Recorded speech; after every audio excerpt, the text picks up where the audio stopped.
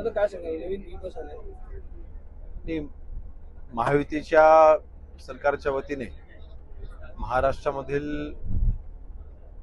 सगळ्या बसेस ह्या बदलण्याचं काम चालू आहे। जुन्या बसेस कालांतराने ज्या बिघडतात, नादुरुस्त होतात, त्या बदलून नवीन गाड्या देण्याचा अतिशय महत्त्वाचा निर्णय हा झालेला आहे आणि त्याचा चांगला परिणाम संपूर्ण महाराष्ट्रामध्ये पाहायला मिळतोय।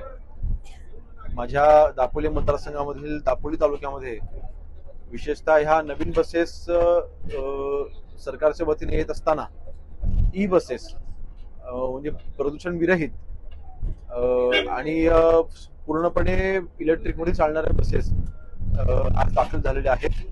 दापोली तालुक्यासाठी 10 बसेस आज कार्यरत होत आहेत।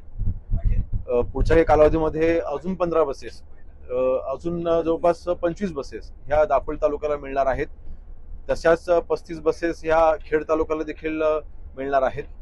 आणि म्हणजे ई बसेसच्या माध्यमातून अतिशय चांगली सुविधा ही सरकारच्या वतीने जनतेसाठी उपलब्ध करून दिलेली आहे।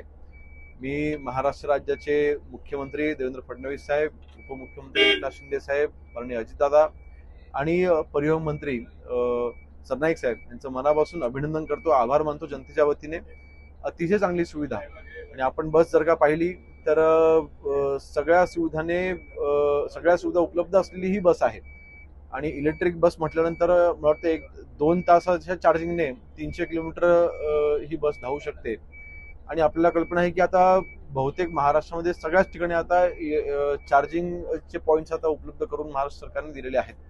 तर अशा वेळेस एक चांगली सोय सुविधा ही सर्वसामान्य नागरिकांकरिता, महाराष्ट्रामधल्या सर्वसामान्य नागरिकांकरिता महायुती सरकारने उपलब्ध करून दिलेली आहे। मी जनतेच्या वतीने पुन्हा एकदा माननीय मुख्यमंत्री महोदयांचं आणि आमच्या दोन्ही उपमुख्यमंत्री महोदयांचं मनापासून अभिनंदन करतो। दादा एकंदर कोकणात किती बस येतील